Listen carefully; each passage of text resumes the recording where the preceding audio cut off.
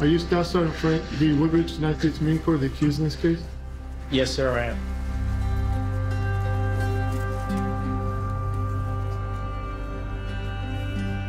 Saturday, November 19, 2005, started off as a normal day for 1st Squad, 3rd Platoon Kilo Company in Haditha, Iraq. The day was chilly and the sky was clear. I changed the normal route of north on River Road and west on Haditha Road. This is one decision I will always regret.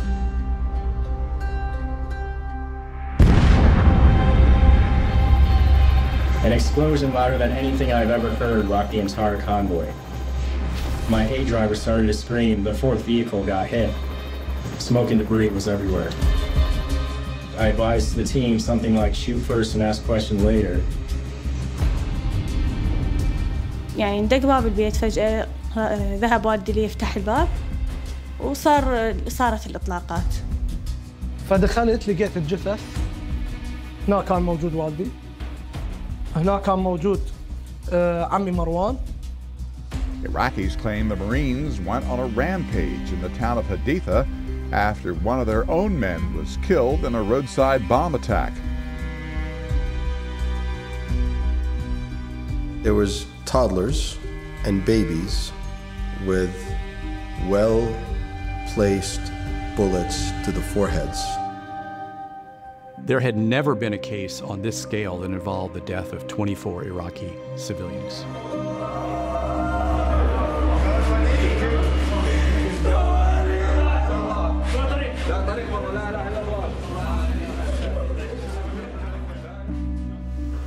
I'm trying to remember what happened.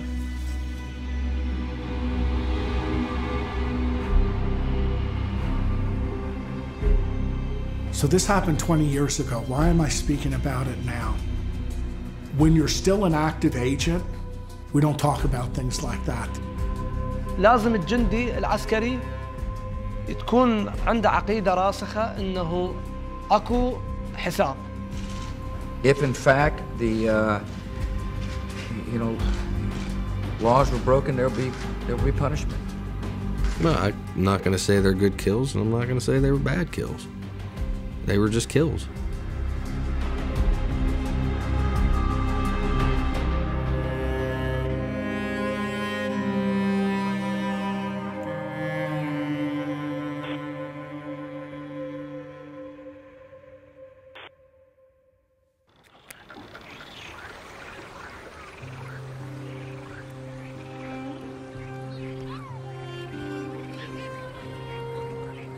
أنا من سكنة مدينة حديثة، من ولادتي في مدينة حديثة أباً عن جد.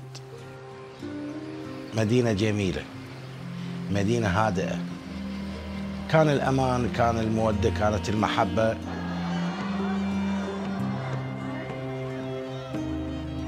مصور أعراس سنة 97 إلى حين انصار الغزو على العراق.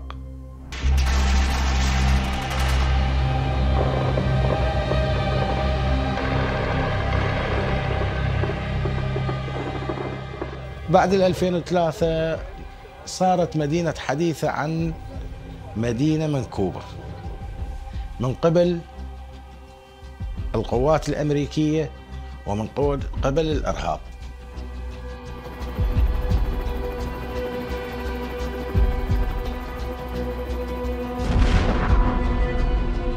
سمعت صوت الانفجار، انفجار أبو ناسفة أو قبيل هذا الشيء على سيارة همر. بعدين سمعنا الأخبار قالوا أكو عائلة الأمريكان قتلوهم، عوائل قتلوها. أخذت الكاميرا أريد أطلع أصور، ما قدرت لأن القناصين انتشروا داير مداير المنطقة كلها. ثاني يوم اجاني خبر قالوا بالمستشفى.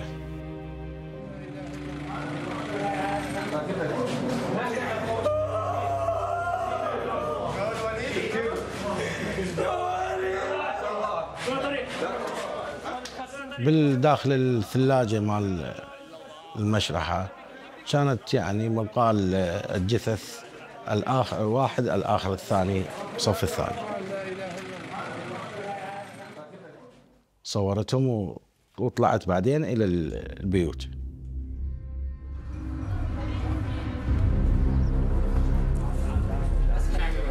أريد أقول هذا أبويا ما كمل الشهر مال المعرض، اشترى المعرض. يا ويلكم من الله، طلعني بالتلفزيون اتخزى. يا ولد هذا اشترى المعرض السيارات، وريتهم بعد المعارض والبيوت. وريتهم بعد الفلوس يا عيني يا ولد. كان منظر ما انساه صراحة، يعني ما انساه.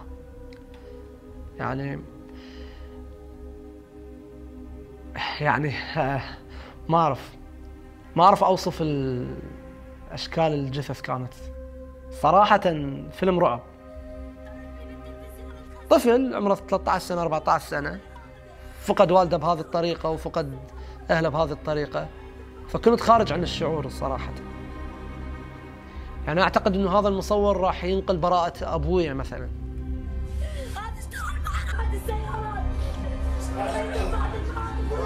صدمة إلي، لأن هذول الأصدقاء طفولة.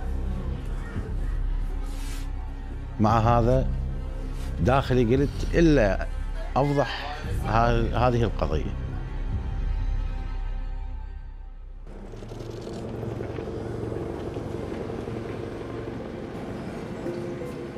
وراء يومين طلعت لبغداد. نعم، رحت عدة قنوات عراقية محلية فضائية، ما قبلوا ياخذون التصوير مني. خافوا من الوضع بوقتها من الأمريكان. حادثة مجزرة حديثة غيرت مجرى عوائل كثير، مجرى أطفال. لازم الجندي العسكري تكون عنده عقيدة راسخة إنه أكو حساب.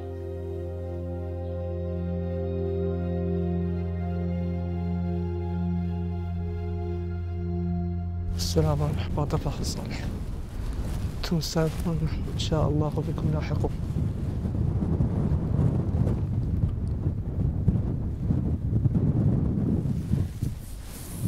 هذا أبوي، هذا جد عايد،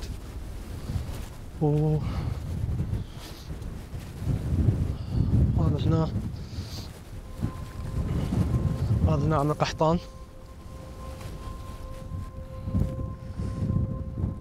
هذا بكر ابن شاسب، في وقت الحادثة كان عمره 6 أشهر أو 7 أشهر.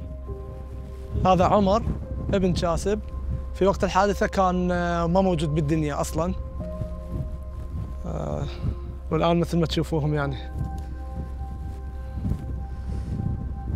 هذا والدهم، هذا قبر والدهم عمي شاسب.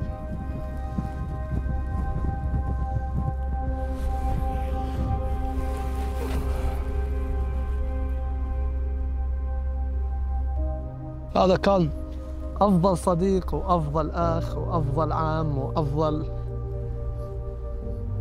هو هسه يعني يسمعني إن شاء الله. ذكريات يعني جميلة.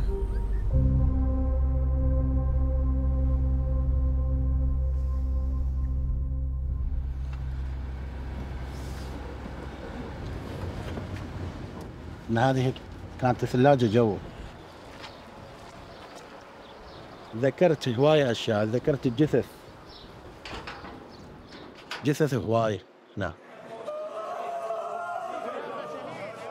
يعني هسه أنا متألم من أشوفه. ثلاجة متألم أشوفه. كملت التصوير، طلعت رجعت البيت، صار خوف عندي من الأمريكان، خاف أحد يشوفني. كان بوقتها أشكال أكو. رجعت على أهل الميتين، لا حد يجيب اسمي. أنا سويت شيء لله وأنا راح أطلعه. At 6 o'clock, allegations that US Marines massacred Iraqi civilians. Congressmen ask, did the US Army hide the truth? For 3 months, the Americans insisted they'd been targeted by insurgents. Initially, the Marines reported 15 Iraqis were killed in a roadside bomb blast, but the incident came under investigation after a human rights group released this graphic video, which appears to support the Iraqis' claim. We now know with certainty that none of the civilians were killed by the IED explosion. The Haditha incident is under investigation. Obviously, the allegations are very troubling for me and equally troubling for our military, especially the Marine Corps.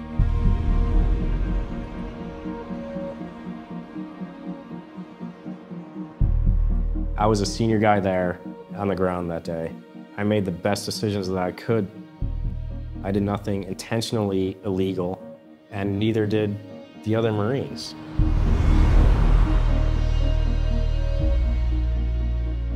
You know, there's an investigation, so be it. The truth will come out, and that's how it should be.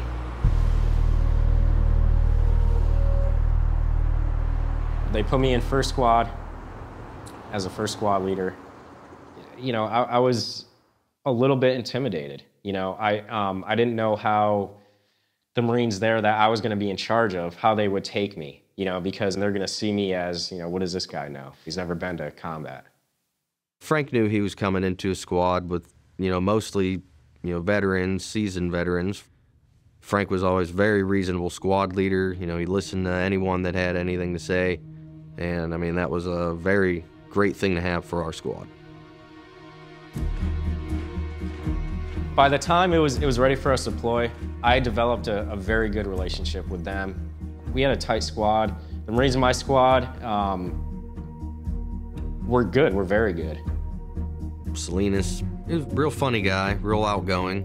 You know, no experience in combat, but real professional when he had to be. Del Cruz. He's one of those typical Marines you see in movies that are egos too big and thought he was the, you know, the bomb. Mendoza, you know, he was new Marine private coming in with us. I mean, he was a very quiet kid. Tatum, I mean, he's definitely strong-willed, very honest, a very humble guy. November 19th was the first big incident, and it really was the only big incident for our company. Time 12:24, photography starting on house 4, checking for defects. We're going to be here longer than we thought. I ended up getting sent to Haditha to do a forensic analysis of what was being termed in the press the Haditha massacre. The scope of what we were doing in Haditha was very different. We didn't have a single crime scene. We ended up having 4 sites where there were killings that were brought into question. The Marine version of events is there was an improvised explosive device that was triggered. It took out the last vehicle in their convoy. The very lead of the convoy was pulled up almost adjacent to a vehicle that had several Iraqi males in it. The Marines said there were some suspicious things about the vehicle. They shot and killed the men from the car. That became our first scene as roadside. They also reported receiving gunfire. There was a house in that direction. As they moved through the house to secure it, that resulted in the death of 3 adult males, a mother, a child, and others. They saw who they thought it was the gunman leave through the back, so they followed into house 2. House 2 is where we end up with the father being shot by the front door, and then the horrific scene in the back bedroom where the mother and the children are shot on the bed. At that point, they withdrew and went to a rooftop as an observation post. Hours later, they saw someone that they believed was sighting them in for some sort of attack. 2 of them went down to find out what was going on. There ended up being a firefight within one of the houses and 4 Iraqi men being shot and killed. So what we're looking at the end of the day is that there were 24 deaths at the hands of the Marines in Haditha.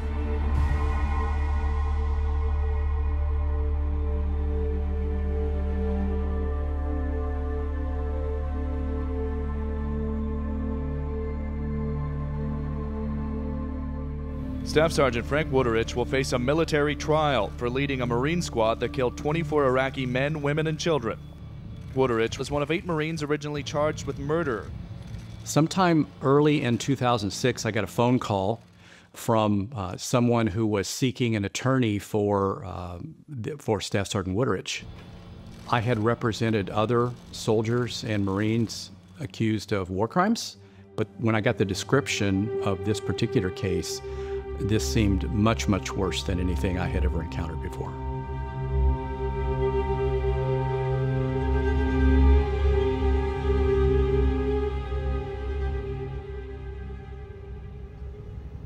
Talk to me about the fact that Tatum is absolutely certain he either heard and or saw you shooting. I do not, honest to God, remember firing in house 1 or 2. I know I threw a grenade in house 2. Mm-hmm. Okay, so you don't remember shooting in the houses at all? I don't. Did you mark those houses with something after you cleared them? No, we didn't. By the time I got involved, it was already big. It had been covered by Time magazine.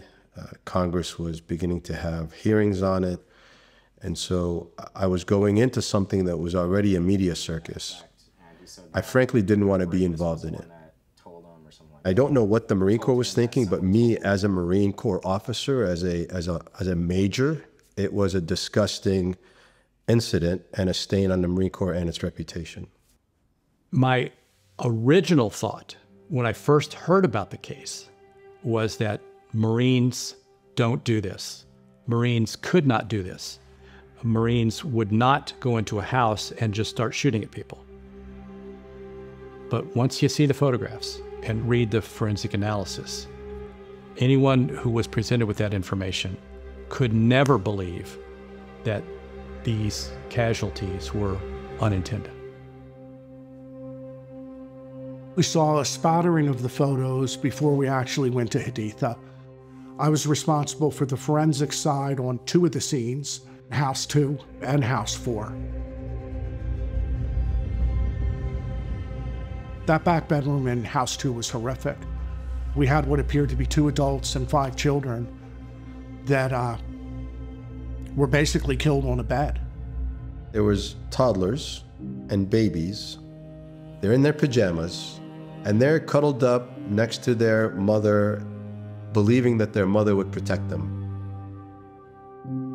To have a client associated with and be the senior Marine on the scene with that house was the worst possible situation for us to be in, because even if we were able to prove that he was not in the room, he was still in charge of those Marines. Obviously, that bedroom became our investigative point of focus. What happened in here that allowed 2 women and 5 children to be identified as a threat, as a target, and to be mitigated would be the polite word. I'll use the word executed. We start by just putting pieces in place where we know things happened. We know someone was standing here because we have trajectories and blood spatter that supports that. We have a void area, but we don't know why.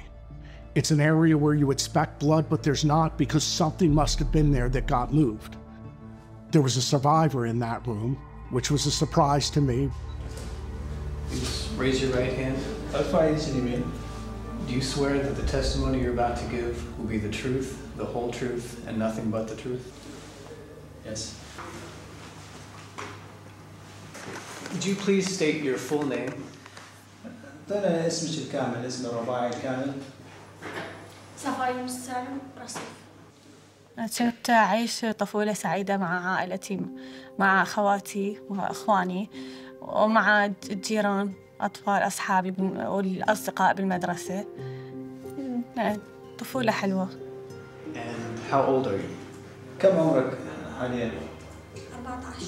14 years of age. عائلة دائما بالبال يعني أكيد هاي الذكريات كلها ما تنسي.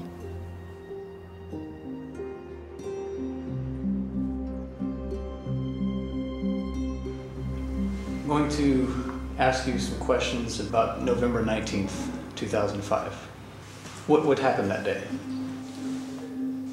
سمعنا صوت الإطلاق. خالتي كانت موجودة ويانا، فدت باوعة من الغرفة شافت والدي إنه مضروب، فقامت يعني إنه صاحت إنه هو اتصاب أو فد شي.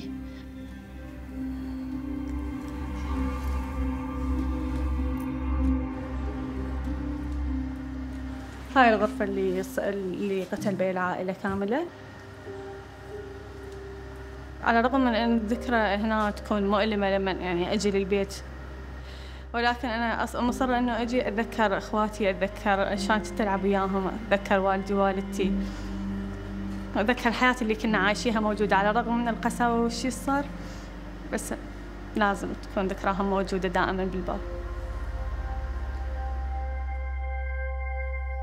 بين قتلوا هم ماما وبابا وإخواتي نور وسبأ وزينب وعائشة وأخويا محمد ويا خالتي هدى، وأنا الناجية الوحيدة من العائلة.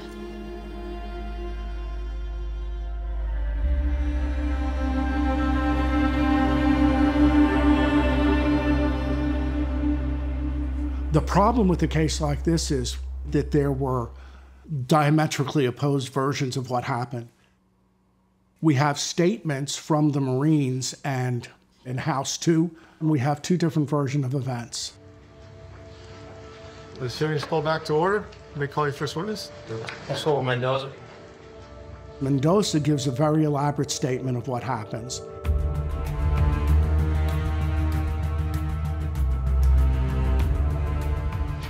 When we finally arrived to Signal House, the friend Woodridge tells me just wait until he opens the door and shifts. I see somebody trying to open the door and a dog male. I open fire, the male went down. They entered the house. We have a Mendoza saying he was going down the hall. When I open the door, first thing I see is women and kids laying down the bed, and there were another kid that hiding in the other side of the bed. I closed the door and started talking to his commentator.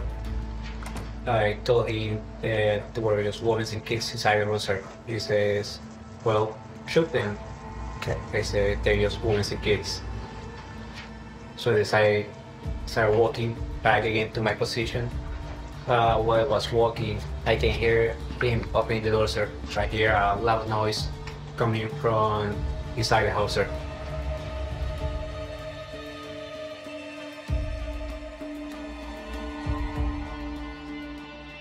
Mendoza clearly states that the one that was still in the hall is Tatum. So there's a lot of implication that Tatum is the one doing the shooting. In Tatum's statement, he's following Wuderich into the house. He immediately proceeded down this hallway. Who was the first Marine that proceeded down the hallway? He steps over, sir. He's muzzled up, ready to engage any individual coming out of the two doors in front of us, sir.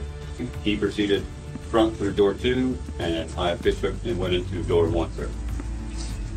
Right about at that same time, and the room of Staff Sergeant Woodridge entered, I hear M16 firing. I immediately came in and started engaging targets.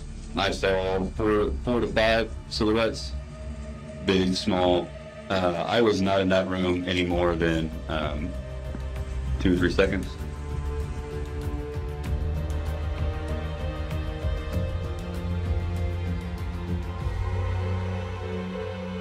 So certainly with Tatum, he places himself in the room, firing across the head of the bed.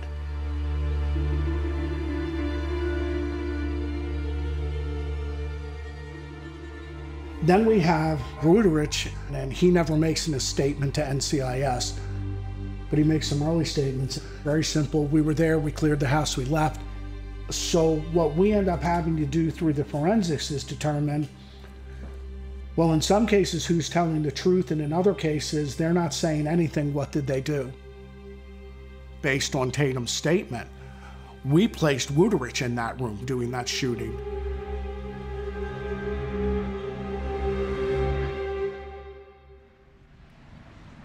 Jingle bells, jingle all the way. Oh, what fun it is to ride in the one-horse open sleigh. You know, I feel like they are trying to pin most of this on me. I can totally understand why they need to look into things further. But, you know, some of the accusations and stuff that have come out I have a hard time understanding that.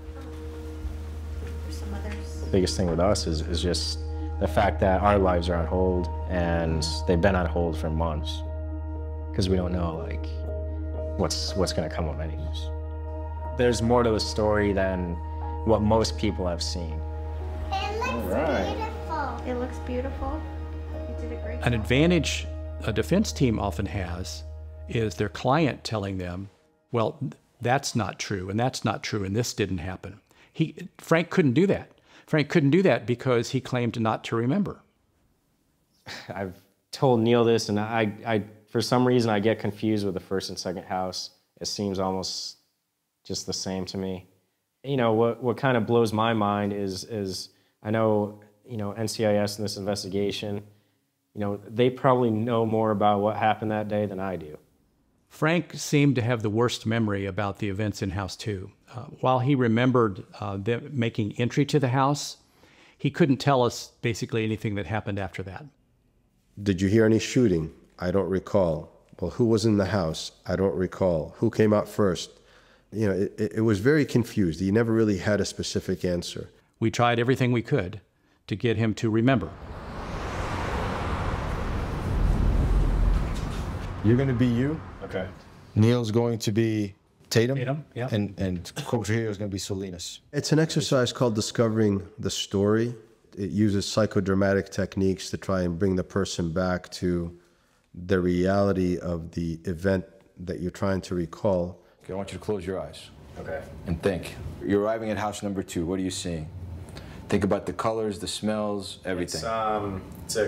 It's a clear day, sunny. I remember the house being white. Once he got in the house, all he told us basically was they threw a grenade, it didn't go off, and then they threw another grenade, and that was the extent of what he knew. All right, so grenade goes off. Boom. Who moves back in now? Here we had nothing. I mean, it was a complete black hole of memory.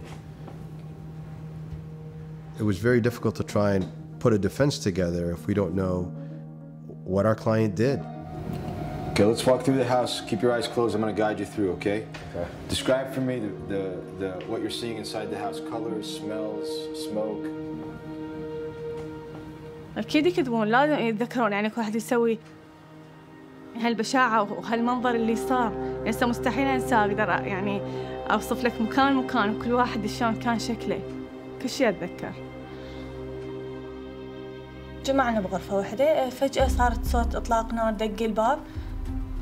واحد من الجنود شمر فد شيء يعني ما كنت أعرف شنو، إنه أنا صغيرة، بس بعدين عرفت إنه هاي رمانة.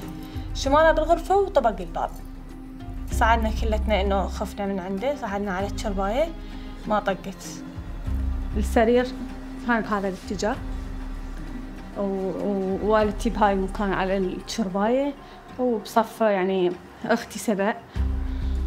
خالتي فتحت الباب وشافت إنه بابا من مضروب. من صاحت جاء الجندي ما أعرف إنه متوجه قبل برمي رصاص عشوائي على كل الغرفة. أول ما دخل ضرب خالتي وقام يرمي، أنا وأختي نور نقرنا الشرباية هاي المكان على طرف الشرباية، فنزلنا هنا. سمع صوت دخل الساعة من تحت الشرباية وضرب. ظاهرت بأني ميتة وما تحركت وطلع هاي.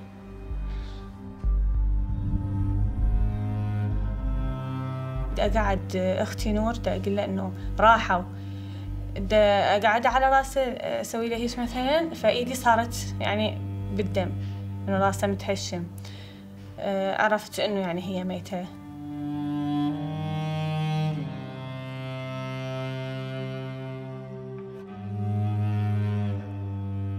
The version of events we were asked to look at is what was the visibility in that back bedroom. As I came to the room, it was very dark. Couldn't really see too much in the room. There was particles in the air. It was dusty. We were told that the visibility was so low that they couldn't see who might be a combatant or not, so they swept the room. We looked at the windows. They were relatively sheer curtains. The sunrise was in the right direction. There should have been plenty of light in the room that day. As we put the reconstruction together, what we have is very rapid shooting.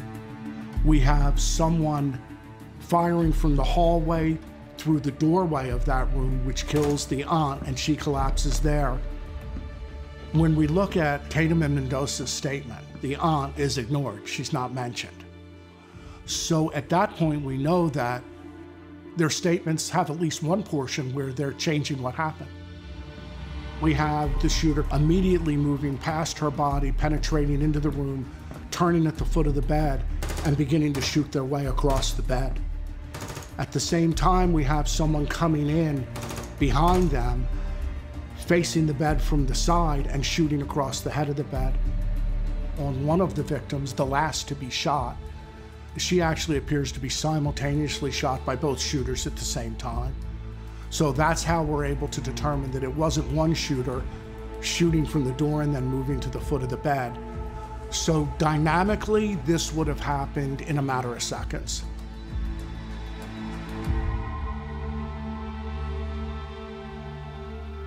We knew that we were going to have to deal with solid evidence that there were two shooters in that room.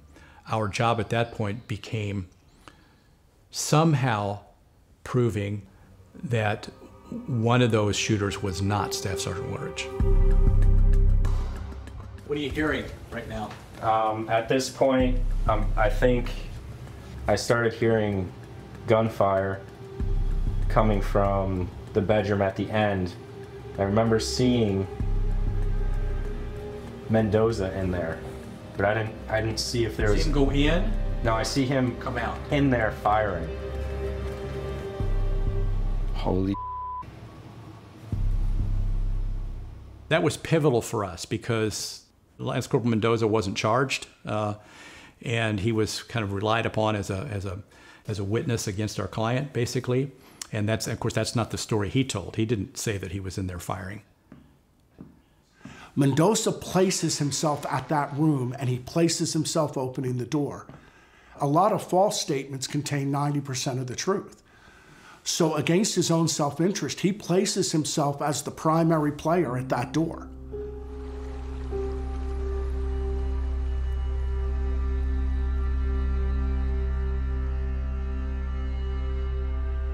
شفتي بعين جاي مين من اساس ولا؟ هو نفسه هذا اللي ذب الرمانه وطلع من رجع نفسه هو اللي يرمي.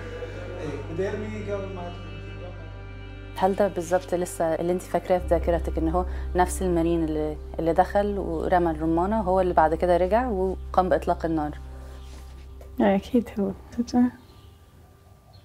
ده فيديو لواحد من المارينز اللي كان موجودين في البيت عندك في اليوم ده. هو اتطلب منه ان هو يوري المحكمه هو عمل ايه. Serious call to order. Mr. Epstein is going to videotape this demonstration so it'll be clear on the record when someone reads the transcript. Any objection by counsel to that procedure? No, sir. Major Fry, you may continue. Yes, sir. Okay, just so we're clear, Lance Corporal Mendoza, please show me what you did. I opened, and by then I had a weapon just kind of like hanging, just with a 3-point sling, and the only thing I just see just weapons and kids again, and close the door, sir. Okay. When you say the weapon was hanging, that means you weren't ready to fire. No, sir. And that's your testimony? Yes, sir. Thank you very much. I'll take that rifle now. أبدا مو صحيح. هو بالمرة الأولى جاء واحد رمى فتشي هيك أسود، رماه للغرفة وطبق الباب وطلع. The truth almost always lies within the lie. And so Mendoza was telling us the truth about opening up the door. He was telling us the truth about closing the door. But he didn't tell us all of the truth.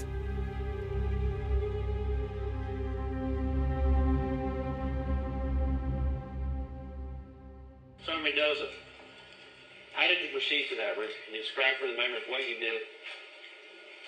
I went inside the room.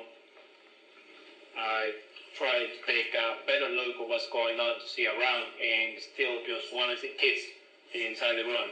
You walked about how many feet into the room? I walked around 8 feet. Okay, away from the door. The door's still open. I'm going to pause it there for a quick second. This is the first time I've heard this. This is interesting to me because prior to this, we very much got the impression that at this door, it was a quick look. Just looking in there and coming out. And now he's going 8 feet into the room, which is the shooter position. So this is just amazing to me, what we're listening to, and I've never heard this before today. So if you were to ask me, is this a confession of sorts? What I'd say is Mendoza confessed to everything except for pulling the trigger. There was strong evidence against Mendoza for an unjustified killing of Mr. Rasif at the door. He admits to going in the back bedroom.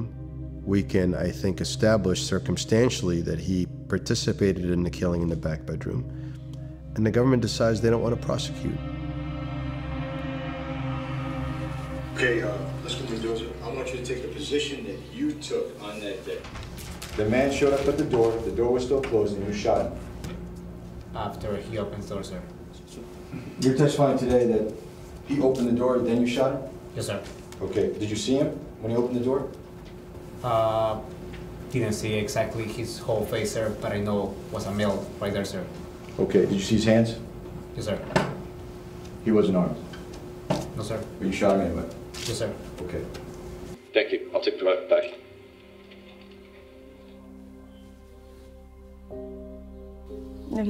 المعلومة الجديدة إنه ما كنت شايفة هذا اللي قتل والدي أول مرة، يعني كان عرض لي الصورة، ما كنت أعرف منه. يعني هذا الشخص المفروض من ساعة الحادث مستحيل أصلاً يطلع ويشوف الضوء بعد هذا الشيء. هو لازم يتحاسب. يعني على الأقل أخذ لهم شيء بسيط يعني من حقهم.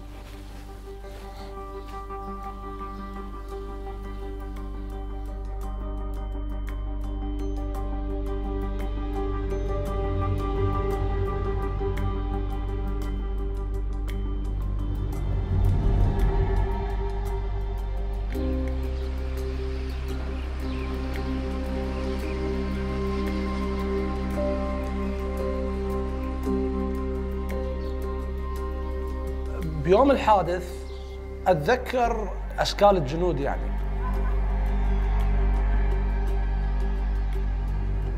فرانك والجنود اللي وياه دخلوا بطريقة غير مألوفة نهائيا، لأن كان صوت الصراخ مالتهم عالي جدا. فوالدي كان يحضر الطعام وأنا كنت أنا ووالدتي بالمدخل، مدخل البيت. فحبوا إنه وجهونا على الشباك، يعني زوجي قال لهم قال لهم واي يعني ليش؟ قالوا له علي بابا بوم انفجار. فسألوا اكو سلاح؟ واحد من عوامي قال لهم ايه اكو سلاح، يعني ما اعرف منه بالضبط، دخل وياهم انطاهم السلاح. عمي كاسب حاول يقول له انه انا شرطي مرور، وهم اخذوا الشباب واحد يحققون وياهم، بس كان ابني وياهم. سلفتي مرت كاسب سحبته، لو ما ساحبته يعني أنا هم ضيعت الكل والكلية.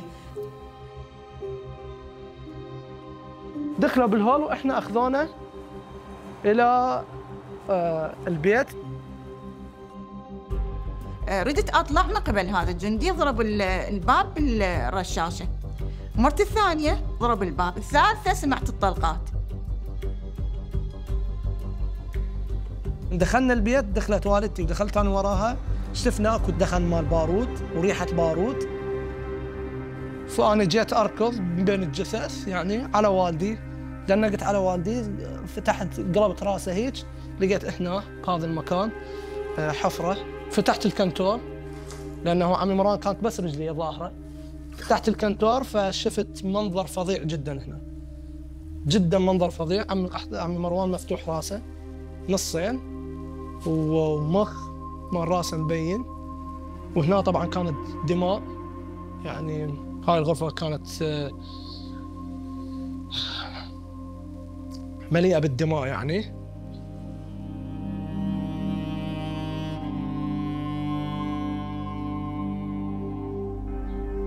شنو اللي صار بالغرفة؟ غرفة الإعدام.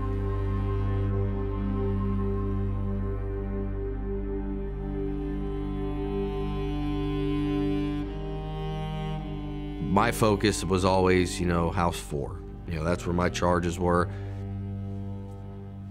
I knew I didn't murder anybody. I killed insurgents. I killed the bad people. In my mind, the evidence was going to prove me innocent from the get-go.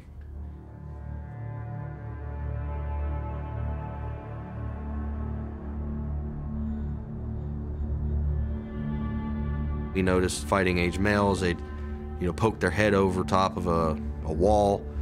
They kept doing it, and eventually we all decided, okay, we got to go check this out. Something's not right. We enter the house, and it's just nothing but women and children.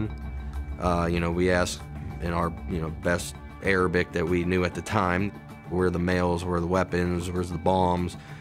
They pointed next door, so I went left through, I guess would be a small living room. Wuterich went straight. When I was walking across the hallway, that's when I saw an insurgent. He had an AK. We both drew at the same time, and a miracle, whatever the hell you want to call it, that's my weapon jammed. I didn't know why he didn't shoot at that time, but he went to duck around the corner. By then I acquired 9mm ammo, so I took him out. I entered that room, and there was 3 or 4 other insurgents, and they all had AK-47s in hands.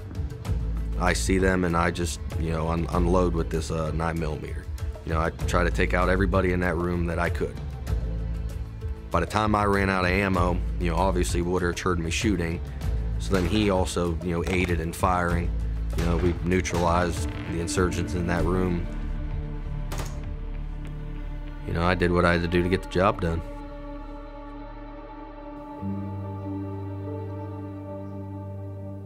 بهاي اللحظة أنا طلعت يعني طريقة هستيرية. طلعت رحت لي بالشارع، الصراخ، ما أعرف وراها شنو صار يعني. وظليت قوية قدامه، ما أبين له. هسه أنا قدامكم أحكي بس قدامه لا أبين قوية أنا في سبيل ما نقع.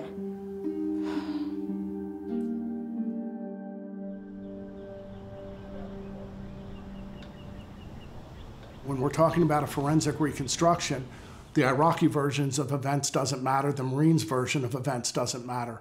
It's what can we physically determine happened based upon the physical evidence. So what it looked like happened is the initial battle started at the door. There's a bullet that goes through the man that's found near the door to the bedroom. He received a shot to the fingers. And when we look at the blood stain on the door frame, that blood is on the outside of the door frame. So that's completely consistent with holding a rifle and you're standing in the doorway and your left forearm is beyond the doorway. When they entered into the room, one of the closet doors was open and someone was standing behind it, and someone else dove into the closet. The guy is shot through the open closet door behind it, then that door is pulled closed. Wuterich stepped in and fired through the door. There's a lot of questions, none of them I have answers for.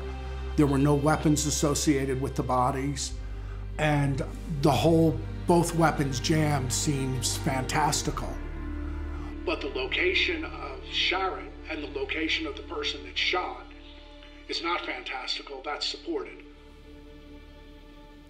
كيف أتمنى من هذا الشخص أيضا نلتقي به يشرح لي علميا.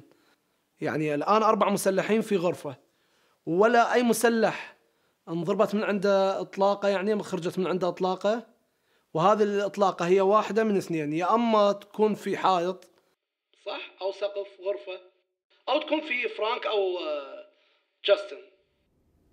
There's a concept in forensics which is important, and that concept is the absence of evidence is not the evidence of absence.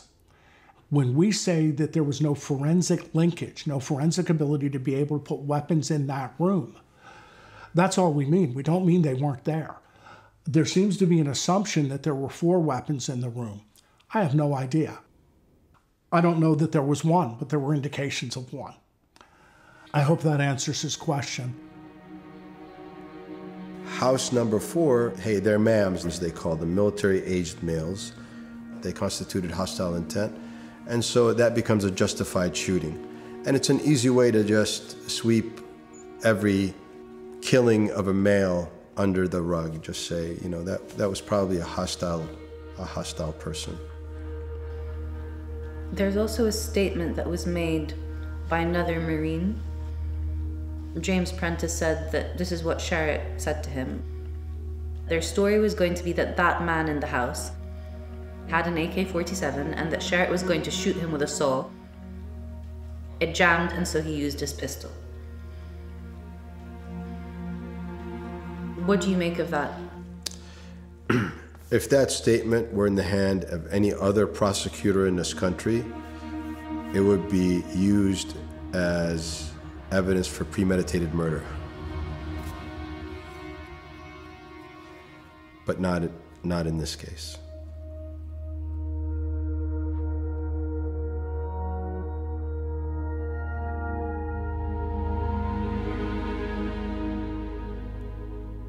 It was apparent that the forensic reconstruction was supported by the statements and that this was not a house that was going to be called into question for criminal culpability.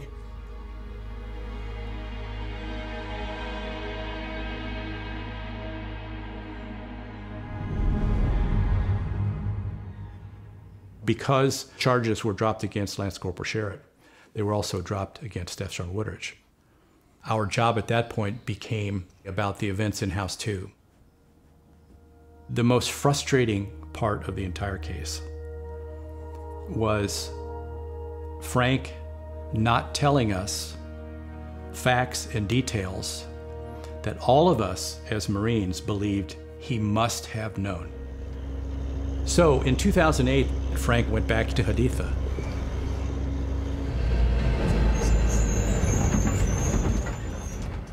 This seemed like perhaps the only way we could get Frank to remember. So let's walk through.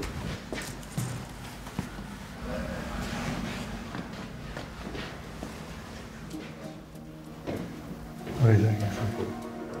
I'm trying to remember what happened. He always maintained his innocence of that portion of the day's events. The problem was he couldn't remember what else happened. And so, to me, fine, you didn't kill anybody, but you know who did. But I really can't remember how things went down. But he gave us nothing. At least at the beginning. Do you remember bringing this one?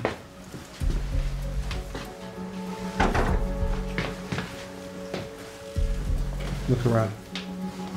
I remember coming into this room. Ever. 49.04.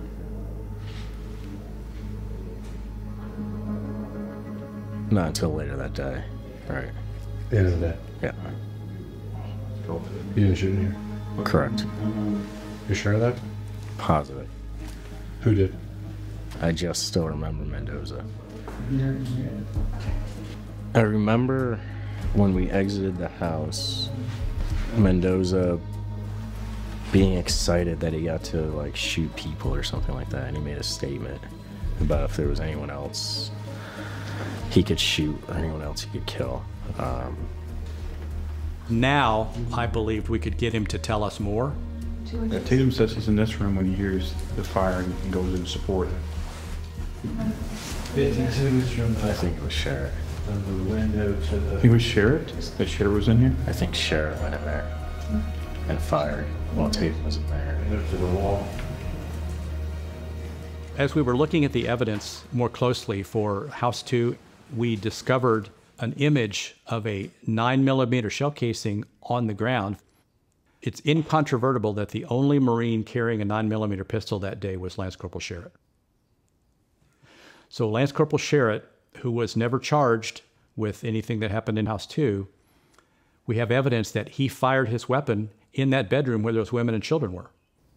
Did Sherrod go in initially, or did he go back and do what they call dead checks? Basically, they're going back to execute those who were not killed the first time.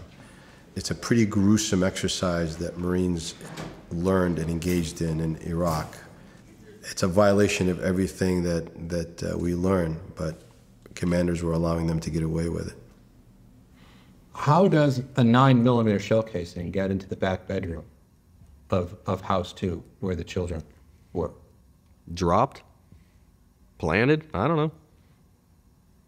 I was out of ammo by the time with the 9mm by the time we got to House 2, so either somebody picked it up, maybe it was stuck to someone's boot that stepped on it. But you never fired in that back bedroom of House 2? I never even entered that house. I was, like I said, I was out of 9mm ammo after House 1.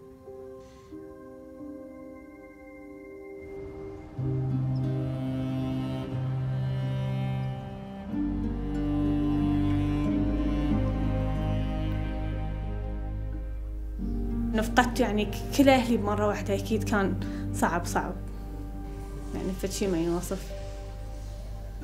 مشيت الحياة يعني مثل ما يقول، بس هذا الشيء يبقى بالبال ما يروح. خربوا يعني شلون كل طموحاتي بالحياة، ما خلوا فشي حلو أبداً.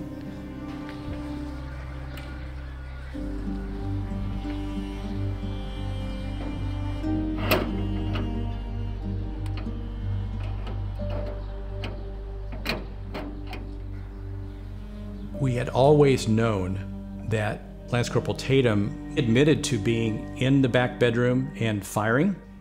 He admitted in his statement that he positively identified a child before he shot that child.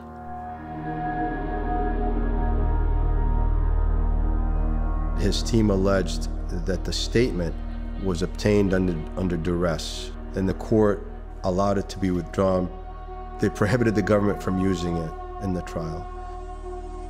Lance Corporal Tatum, do you remember telling NCIS, while in house number 2, I did identify some targets as children before I fired my weapon, killing them? No, I don't remember telling that. They dismissed the charges, never had a trial, and now suddenly they had Lance Corporal Tatum on their team as well.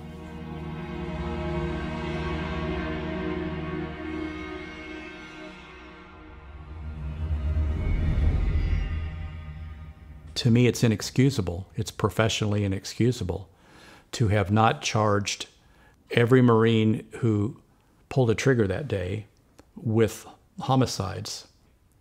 You can't just look the other way when clearly people were murdering innocent civilians and just say, well, the only person who should pay for this is the squad leader. It became a situation where Frank Woodridge was the last man standing. We're now at the point of no return where we can't afford to not know what you know, because we've got to make some very critical decisions that could determine your fate. Here's what... We're convinced that you know what happened. Right. Put it that way. He's trying to sugarcoat it, Staff Sergeant. I know you know what happened. Okay? So let's cut the... You sat in my office one day and you said you didn't shoot in the back bedroom. Yes, sir. Okay? I know you know what happened. Whatever the reason, you can... I don't give a... You want to keep it to yourself, you shoot yourself. You're going down. There's nothing noble about lying about a crime. They all turned on you anyway. So, what's left?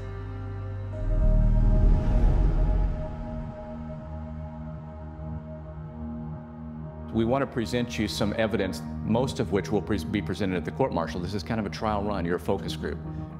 We did a mock trial. We presented a case, not like we went in a courtroom, but as close as we possibly could. And they reacted very negatively. Reduction of rank, bad conduct discharged, and 8 years confinement. I want the dishonorable discharge in 15 years. House 2 is morally corrupt, and if I thought so, death penalty.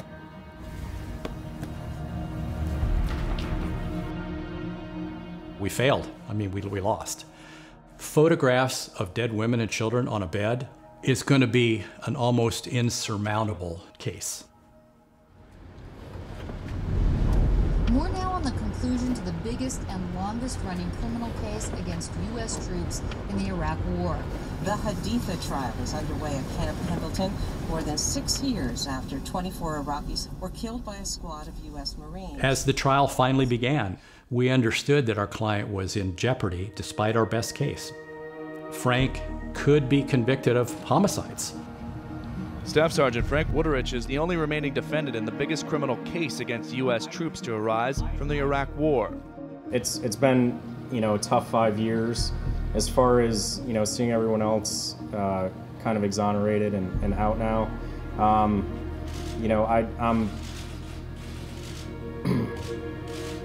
I have mixed feelings about it.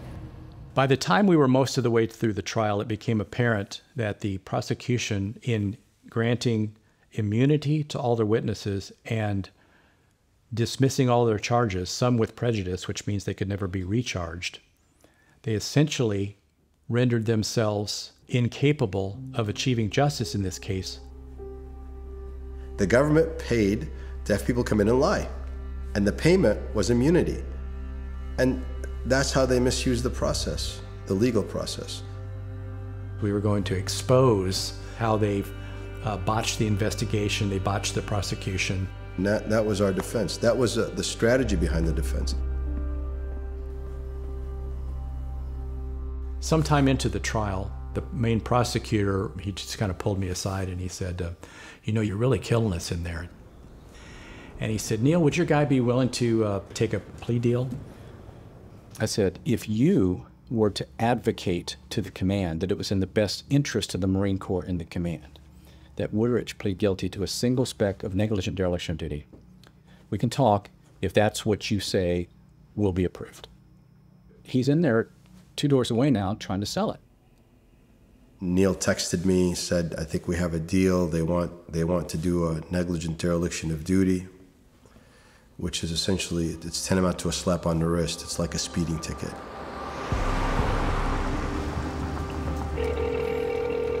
Sometime later that night, I got a call to tell me that the general had rejected that. So I got on the phone with the legal advisor.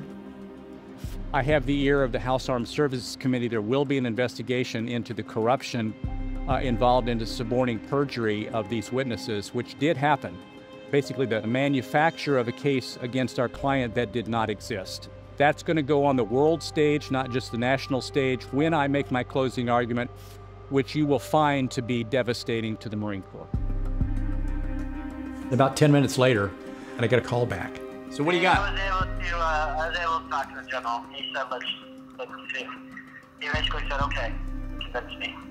So, but verbally, we have an agreement. In the Frank Wuterich court-martial, I was preparing to testify. I was in the witness room. They came down and called me. I stood up, adjusted my necktie, and started down the hall, and they said, stop. We don't need you. And then they reached a plea agreement with Frank Wuterich.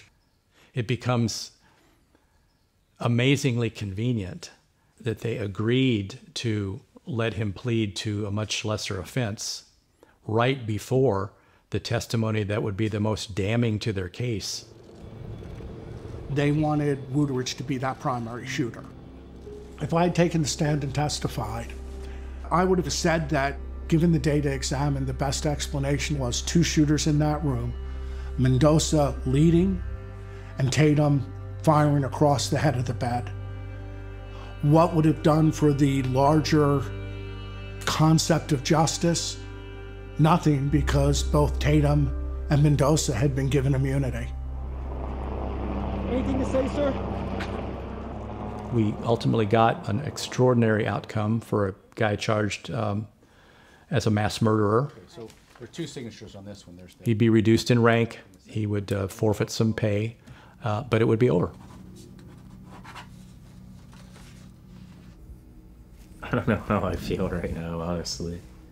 Ask me in a couple months, maybe. It was bittersweet because there still would be no accountability, no justice for the people in Haditha and the families that were directly impacted by this.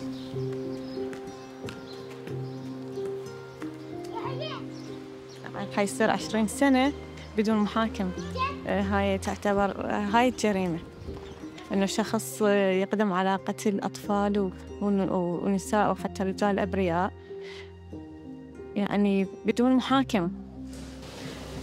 Raise your right hand. Safa's deposition was never played at the trial. The trial of Haditha was never meant to give voice to the victims. It was forced upon the Marine Corps. I would tell Khalid and Safa that their impressions of a show trial with no real outcome, with no one being punished, is right. And I was wrong, because I believed that at the time that the system was supposed to work and hold people accountable.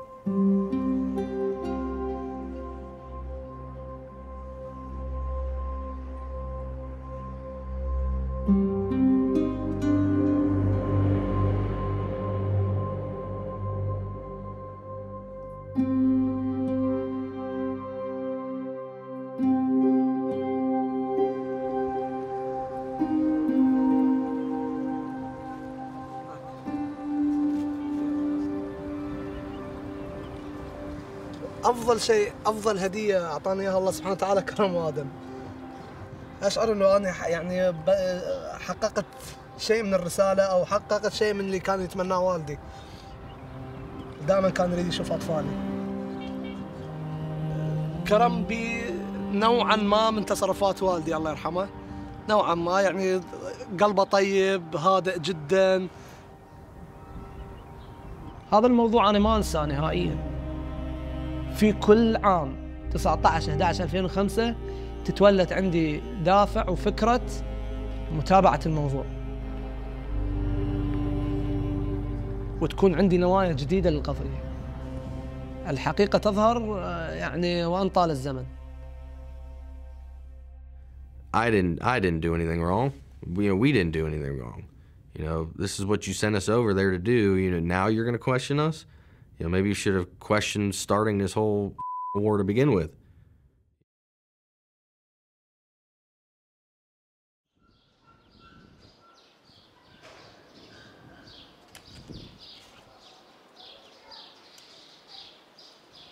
هم هذول يبقون عائلتي ويبقون ما ينسون الذاكرة، بس الحمد لله عوض رب العالمين. يعني أعتبر مريم هسه مثل أختي ومو بنتي يعني، ويحيى كذلك.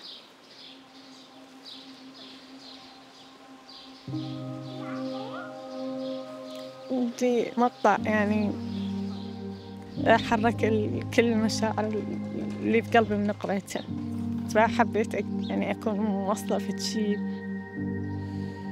واضح أكثر من اللي حاقوله. رسالة موجهة إلى قاتل عائلتي: لو كنت أيها القاتل تعلم ما قتلت لما قتلت.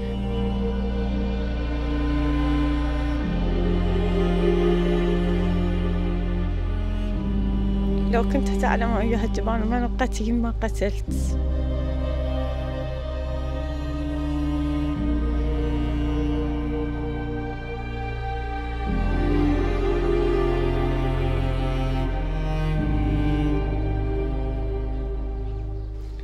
لو دريت لوعة لدي تركت أي حسرة أودعت لما قتلت.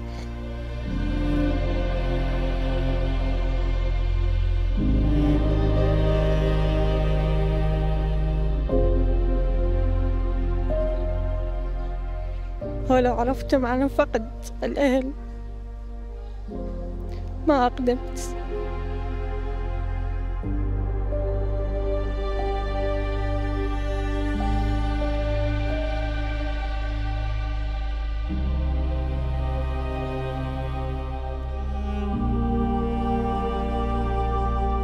لو أيقنت أن نارك التي كويتنا بها وكيف سترد إلى نحرك يوما لما قتلت. حسبي الله ونعم الوكيل.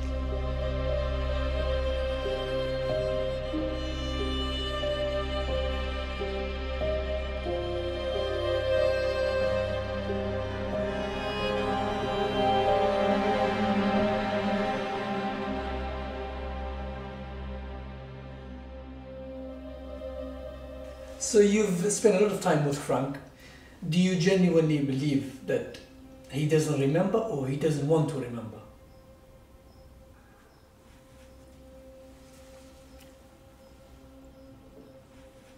I don't know. I don't know what I believe.